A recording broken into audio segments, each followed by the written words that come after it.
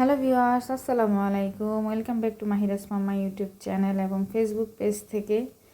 তো গাছেতে সবসময় মাহিরাই পানি দেয়, আমি হয়তো বা আসি এতটা খেয়ালও করি না। দেখেন আমার একটা ফুল ভেঙে ফেলেছে মাহিরা, অবশ্য খুব আপসেট ছিল এটা নিয়ে।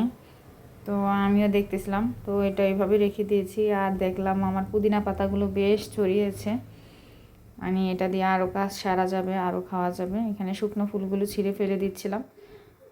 তো এই তো যেটা রেগুলার করে থাকি আর কি, একটু এখানে এসে সময় কাটানোর চেষ্টা করি।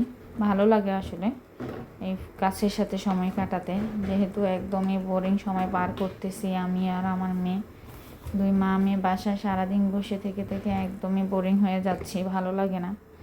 আর ওয়েদারটা একটু বৃষ্টি বৃষ্টি ছিল, একটু বৃষ্টি হয়েছিল, আবার একটু রোদ ছিল, আবার একটু বৃষ্টি হয়েছিল, এই আর কি অবস্থা। তো এই তো রান্নাবান্নার কাজে চলে আসলাম। তো মেয়েদের হচ্ছে আর কিছু ডিউটি থাকুক না থাকুক, রান্নাঘরের ডিউটি হচ্ছে 12 মাস, এই আর কি। তো আজকে হচ্ছে ঘিলা রান্না করেছি, দেশি মুরগির ঘিলা। এটা আমার লাইফে ফার্স্ট টাইম, আমি এর আগে কখনো খাইনি এরকম মানে ঘিলা।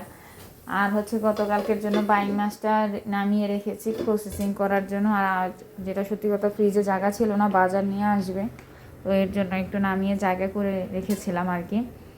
তো এই যে ঘিলাটাকে এত কষিয়েছিলাম এত সময় নিয়ে, মানে অনেক শক্ত ছিল, বাট খেতে বেশ সুস্বাদু ছিল, এটা সত্যি কথা।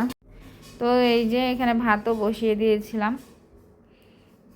আসলে রান্না বান্না করি আর কত কিছু চিন্তা করি, যে ভাবি যে আসলে হ্যাঁ, কার জীবন কখন কিভাবে এসে থমকে থাকে।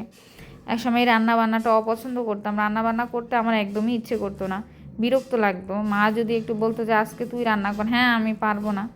তো বিশেষ করে কাজ করতে গেলে মায়ের কথাই বেশি মনে পড়ে, কারণ মারে অনেক ঝাড়ি দিয়েছি কাজ না করার জন্য, মানে পারবো না। মা কিছু বললে এক কথা, মানে পারবো না। তা আসলে পারবো না বলতে বলতে জীবনে সব কিছুই পেরে গেছি। আমার মানে মাকে ছাড়া কোনো দিন এভাবে থাকবো সেটা তো অপরিকল্পনীয়। আর আমার বিয়েও হয়েছে অনেক দূরে, যেহেতু ভোলা, ঢাকা। তো মানে এভাবে যে মানে থাকতে পারবো, এতটা স্ট্রং হয়ে যাব, এটা তো মানে কল্পনার বাইরে। তো সাথে স্বাগত ছিল। জীবন আসলে আপনাকে কোথায় নিয়ে যাবে, কখন কোন সময় কেউ বলতে পারে না। এই জন্য আসলে কি সঠিক সময়ে যার যেটা ইচ্ছে করে মানে সেটা করে ফেলা, জীবনের শখগুলো পূরণ করে ফেলানো উচিত। আমরা আসলে কত কিছু রেখে দেই যে এটা এই সময় করবে, এটা এই সময় করবে, আসলে এটা কিন্তু ঠিক না। কারণ জীবন আপনাকে কখন কোথায় নিয়ে যাবে এটা নিশ্চয়তা আপনি জানেন না। বাট যে সময়টা আপনার কাছে আছে, আপনি উপলব্ধি করতে পারতেছেন, সেই সময়টা তো আপনার কাছে আছে, সেটা আপনি নিজে করতে পারবেন। তো জীবনের হচ্ছে নিশ্চয়তা নাই, তাই যে যেখানেই থাকেন না কেন, যাকে যেটা করার দরকার, যার জন্য যেটুকু করার ইচ্ছে হয় করে ফেলবেন। সাথে সাথে ওয়েট করবেন না যে আমি এই সময় প্রতিষ্ঠিত হয়ে এরকম করব, এই সময় এটা করব, এখন ঘুরবো না, যখন অনেক টাকা হবে তখন ঘুরবো, এখন কাউকে কিছু দিব না, যখন সেটেল হব নিজে ইনকাম করব তখন দিব। আসলে এরকম কিছু আসলে করা ঠিক না। তো হচ্ছে যে যখন যেটা করার ইচ্ছে করবে, ওই সময় যদি পসিবিলিটি থাকে যে হ্যাঁ এটা আমি এখন করতে পারবো, করে ফেলা উচিত এটা। এই যে দেখেন আমার ঘিলা রান্না হয়ে গেছে, দেখতে কিন্তু খুব ইয়ামি লাগতেছে। আর খেতেও মেবি অনেক ভালো হয়েছে, আমি জানি না, কারণ আমি এরকম ঘিলা পছন্দ করি না। আর এখন বাইং মাছটা ভালোভাবে ধুয়ে নিব, ধুয়ে পরিষ্কার করে আমি হচ্ছে একটু কষিয়ে রেখে দিব। আর যেহেতু আমার ফ্রিজে জায়গা নেই, আমার ফ্রিজে জায়গা করতে হবে, মূল উদ্দেশ্য হচ্ছে এটাই।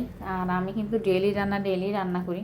তো শাকটা অনেকক্ষণ ধরে নাড়াচাড়া করতেছি, তার কারণ হচ্ছে পানিটা যাতে ভালোভাবে শুকিয়ে যায়, ফ্রোজেন করা তো একটু কিছুটা পানি বের হয়। তো গতকালকের ইলিশ পোলাও ছিল, সেটাও রেখেছিলাম। তো আমার এই তো রান্নাবান্না শেষ হয়ে গেছে। এই যে হচ্ছে ঘিলাটা একদম শুকনো শুকনো করে ফেলেছি। এখন হচ্ছে রান্নাঘর পরিষ্কার টরিষ্কার করে রান্নাবান্না শেষ, এখন চলে যাব আমার ঘরের রুমের কাজে। তো এই যে আজকে রান্নাঘরটা ধুয়েছি, এদিকে কাপড় চোপড় ধুয়ে দিয়েছিলাম ওয়াশিং মেশিনে।